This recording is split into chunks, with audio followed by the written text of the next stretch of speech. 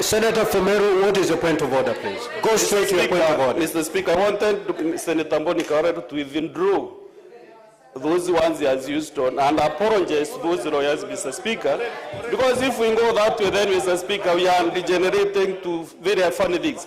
Let me tell you, Mr. Speaker, one thing. If you discuss anything to do with the doctors, Boni Khalwale, you know I chair this house. When somebody discusses doctors in this house, you usually get even your shoes out to draw to members. Now respect the other professionals. Thank you, Honorable Speaker. Including farmer, potato farmer. No, order, honorable senators. Order, honorable senators.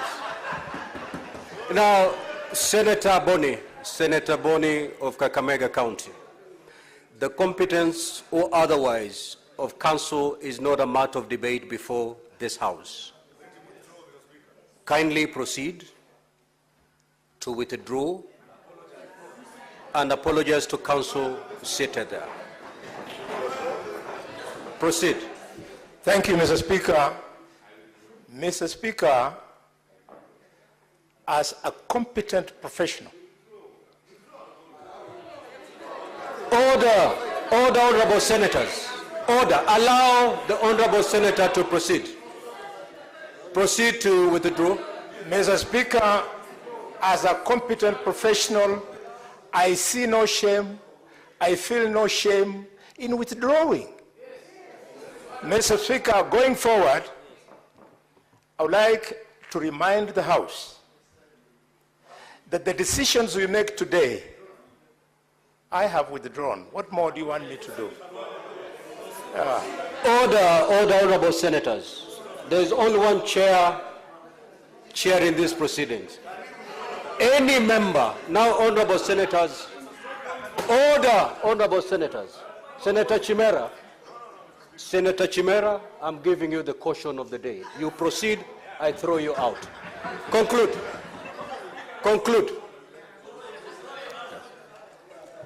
Mr. Speaker, I don't know whether you held my time when the other discourse was absolutely. You have 1 minute to conclude. 1 minute? Yes, that is the time we held. Mr. Speaker, I'll therefore want to strongly support that this motion sails so that the MCAs can go and put their act together. We want to sit on an impeachment process.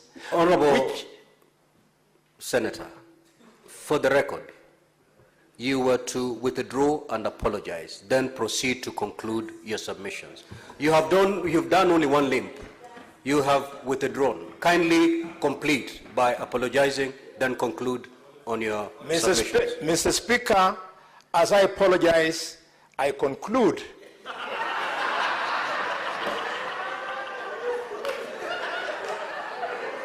Mr. Speaker, I conclude. Again, my 1 minute was taken away, Mr. Speaker. Mr. Speaker, I conclude by requesting MCAs across the Republic to respect the process of removing governors just as they find it important to have reason to remove them. Law is not like medicine. Medicine is only in medicine where... Senator Wambua.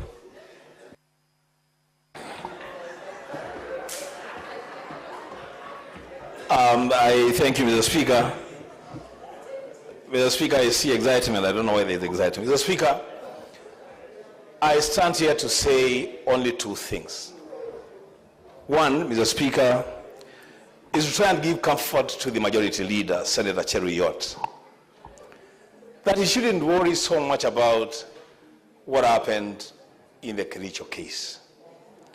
The Senate is still here. He should go and tell the MCAs in Kericho to meet the threshold and bring the case here. We are here. We are not going anywhere, Mr. Speaker.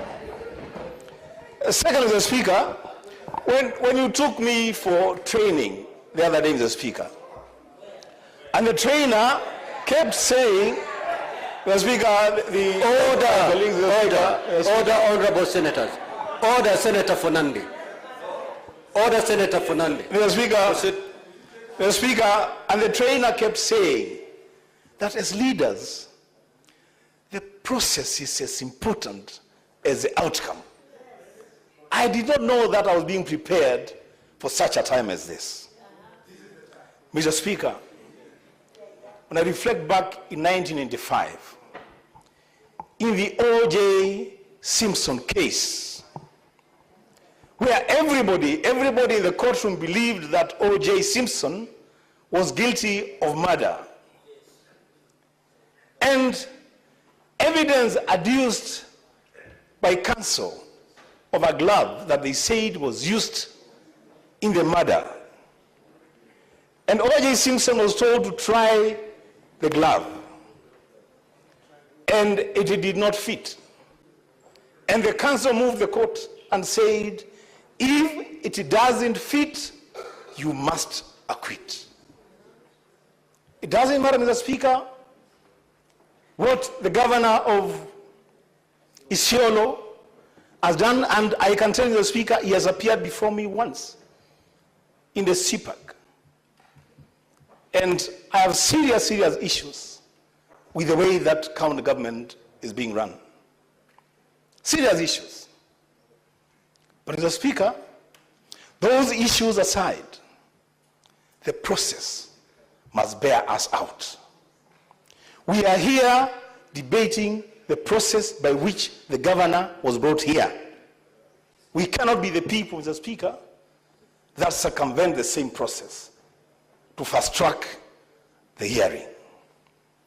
Let the MCAs from Isiolo get the process right. The Senate is here. Senator Newton. Thank you, Mr. Speaker. I want to submit, just like my colleagues have submitted, that the process of anything is as important as the result, Mr. Speaker. Because justice must be served to all parties. In this particular case, Mr. Speaker, we have the county assembly on one side and the governor of Isiolo County on the other side, Mr. Speaker. And much as each side wants justice delivered, but process and procedure must be followed. Mr. Speaker, the majority leader here has argued that we should go ahead to listen to this particular motion in order for us to be able to afford and accord the people of Isiolo an opportunity to correct the decision that they made in 2022. But Mr. Speaker, this does not relate only to the county, to Isiolo County government. Anytime we impeach a governor, Mr. Speaker, the deputy governor takes over. So then, what assurance do we have if we say that we want to throw out the county governor to correct a mistake made in 2022? What guarantees are there that the deputy governor then becomes the desirable person to of course, run that particular county, Mr. Speaker? And also in that, Mr. Speaker, I want to tell the majority leader that some of us may also want to correct a mistake we made in 2022 of electing the sitting president, but we have to follow the procedure. And so we cannot, Mr. Speaker, stand here and say that just because, Mr. Speaker, can I be heard in silence, Mr. Speaker? What is your point of order, Senator Mundegi? Please freeze my time. Order. Senator Nyotu havai kuongea mambo ya jina ya rais wa Kenya, wakati hapa tunaongea mambo ya devolution, wakati hapa tunaongea mambo ya kuokoa governor ama kuokoa MCA. Kwa hivyo amekosea kutanja jina ya rais wa Kenya katika kwa hii kikao. Order, honorable senators, order. Order. I think what Senator Newton has said is if you need to remove our president, you need to use the constitutional means, which is a fact. Conclude. Conclude. So thank you, Mr. Speaker, and thank you also for educating Senator Mundegi, and to also tell him to be a better listener than a better talker, Mr. Speaker. So what I was saying is that we cannot forget about procedure and process just because we want any public officer out of office. That we must follow procedure, and just like we are waiting, that's what I was saying, to remove President Ruto in 2027 by a way of vote, the people of Isiolo will have to wait. Order, Honorable Senator. Senator Nyutu, just take your seat. Senator Nyutu, I've given you latitude. Don't abuse it. As you make your comments, leave alone the name of the president. Proceed. Thank you, Mr. Speaker. I'm advised. So what we are saying, I'm just joining my colleagues in saying that the County Assembly of Isiolo must put its act together, and that the County Assembly must not be motivated by the need to remove the county governor and thereby forget about the procedure and the process. Mr. Speaker, no sittings were held on the 18th of June and the 26th of June because there is no evidence whatsoever, audio or even written anywhere, Mr. Speaker. I believe that the images that we saw there, Mr. Speaker, cannot be proof enough that even audio recordings were destroyed just because maybe there were those incidents that the councils for the county assembly were able to show. Mahakama, lakini sio mahakama kulingana na ile undani kabisa. Kwa hivyo sisi hatuwezi kufungwa mikono kwa sababu ya masuala ya kiprosija ama kimwelekeo. Kama Senate tuna jukumu la kuhakikisha kwamba sheria ama haki inapatikana. Je, haki ile itapatikana kwa watu wa Isiolo na watu wengine wote wakati tutakapomaliza hii kesi katika primary stage, ama itapatikana wakati tutakaposikizwa mpaka mwisho? Tumeona kwamba hata kama itakuwa Senate imefanya makosa katika kumbandua mamlakani governor ana nafasi ya kwenda mahakama ya High Court, kwenda mahakama ya rufaa, mpaka mahakama ya upeo zaidi katika nchi yetu. Kwa hivyo hapa kwa sasa hatuamui tuampeleka nyumbani, tuambandua governor ama hatumbandui.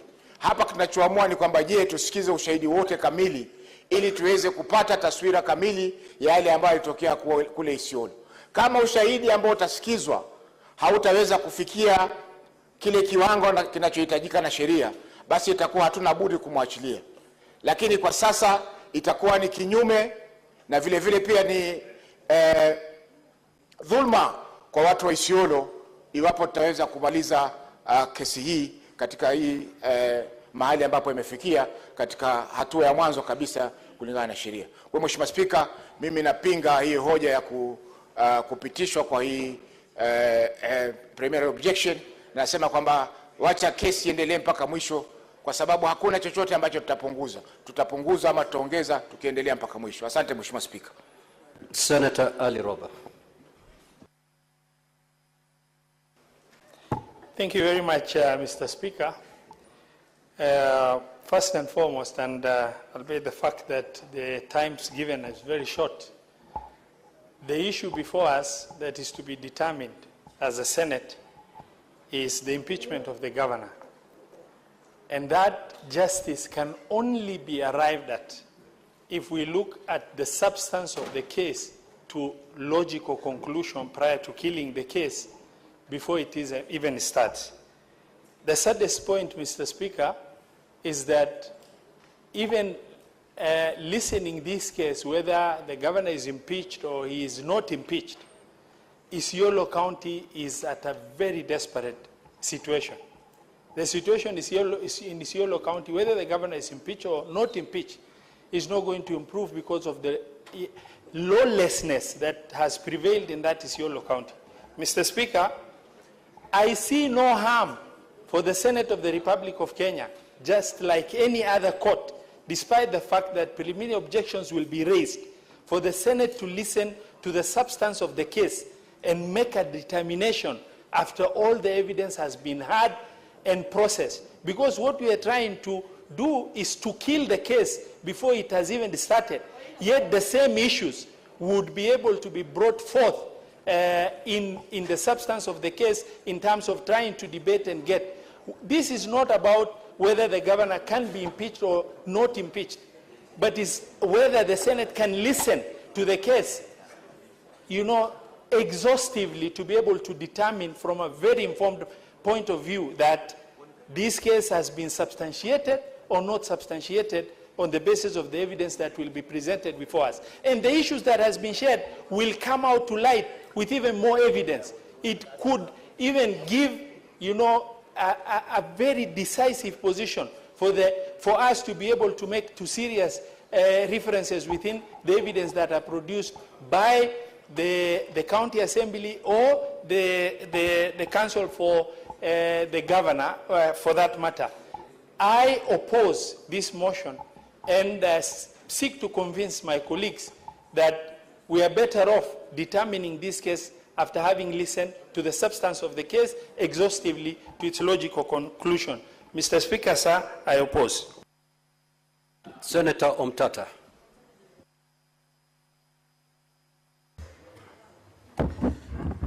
Mr. Speaker, sir, thank you for the opportunity. Allow me to read a verse, a section of this book, A Man for All Seasons. It says, Roper says, so now you would give the devil the benefit of law. More replies, yes.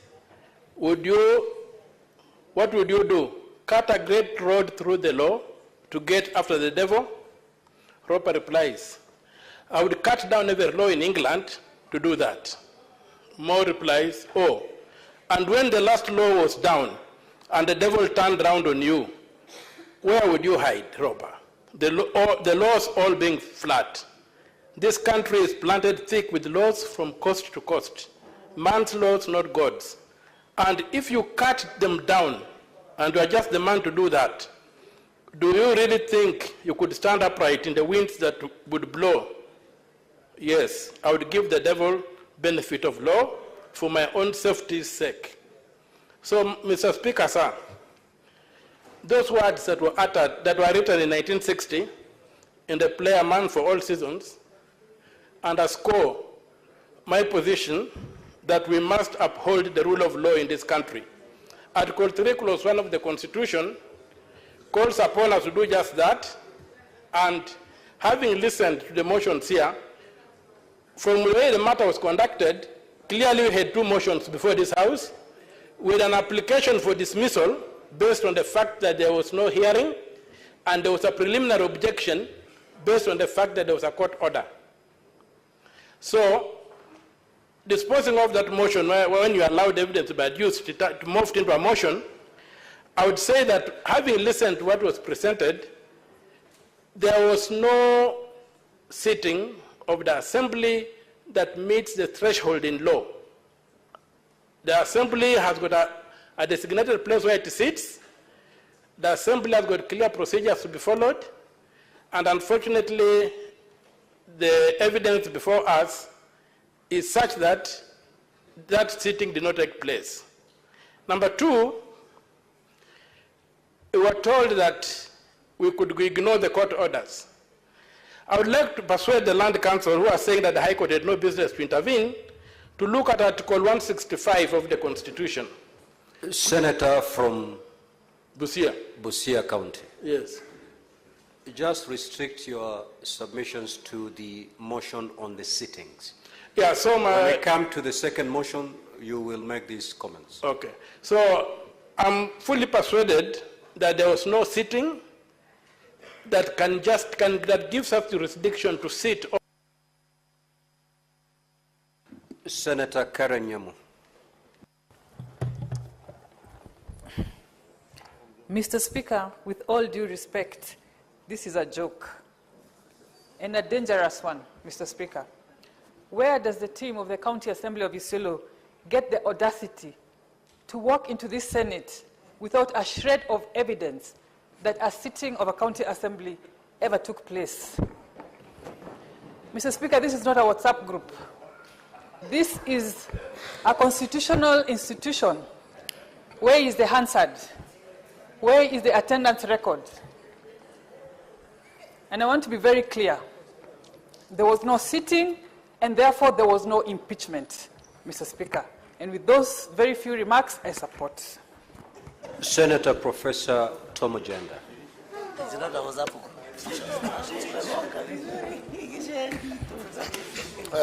Mr. Speaker, the jurisprudential contours of impeachment are embedded both in procedure and in substance.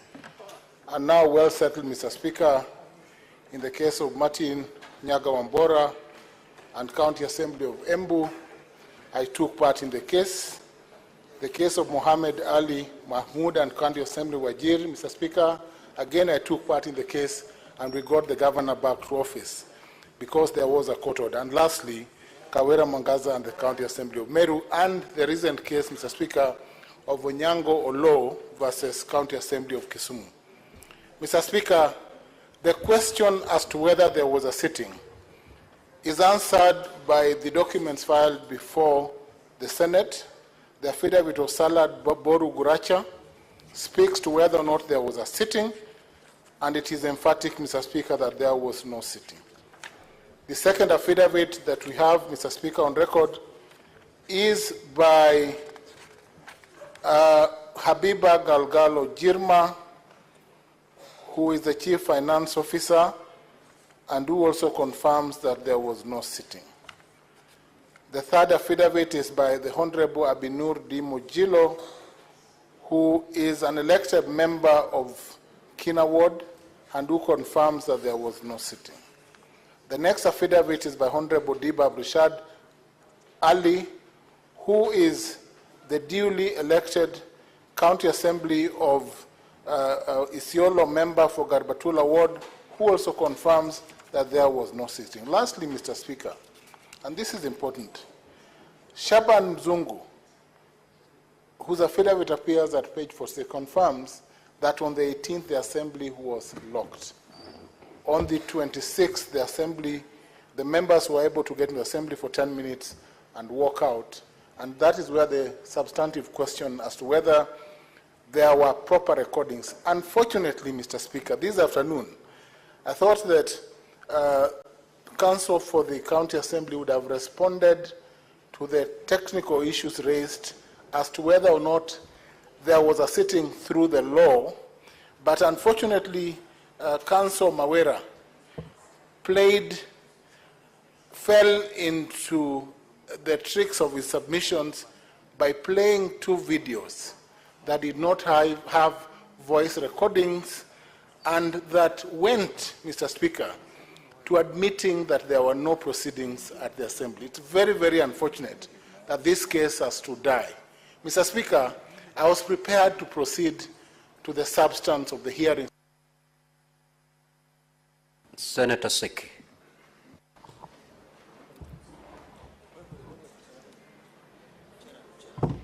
Honorable Speaker, I also wish to support this motion by saying that the County Assembly of Isiolo have not demonstrated to this House that there was a sitting in the County Assembly of Isiolo. Honorable Speaker, some years back, I used to work as a clerk in the county councils by then, before devolution. And the county councils, municipalities, councillors respect also the law, and they used to work or even to deliberate in the chamber. The reason why we have the chamber is there is a reason as to why we have the chamber. It is very difficult and it will not be proper for the county assembly to come to this House with an allegation that they had a meeting, the assembly sat, there is no video, no audio to this House, and they believe that we'll agree to them. Honorable Speaker, This is not right. However, we may have so many things against the county assembly or the executive of Isiolo through the governor. After looking at the documentation they've presented, or even before, Honorable Speaker, but the procedure and the law must be upheld. Honorable Speaker, I support this motion by saying that we are not going to give it. Muma.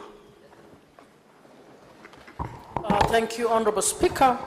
Mine, Honorable Speaker, I stand to support the motion, albeit reluctantly for this reason. This PO had 2 counts. One is clear in my view, and the other one, the one we are discussing currently, unfortunately, we did not get the instance to interrogate all the evidence. But, Mr. Speaker, it is important for us to affirm that at a time when the rule of law seems to be a problem in Kenya, we must be that house that must stand for the rule of law. The rule of law applies to the county assembly as it does to the county executive as it does to the Senate. Procedures are important, and it is important that county assemblies, not just of Isiolo but elsewhere, follow the rules and the standing orders that they lay, that they have put in place to ensure that everything they bring and represent for their people are actually able to be executed in accordance with the procedures. I feel that the first count might have been prosecuted better through interrogation of evidence, but unfortunately, the lawyers for the county assemblies have made no attempt to actually respond to the issue as to whether there was a sitting or not. They simply said there was a sitting, but the little evidence there is shows that there was no sitting. So they have actually not properly assisted in making this decision. But in my view, the real PO is the second motion that we will go to. Mr. Speaker, as a Senate, I think we also need to address ourselves to our own procedures around the PO. We had the issue of the PO in the Kericho matter,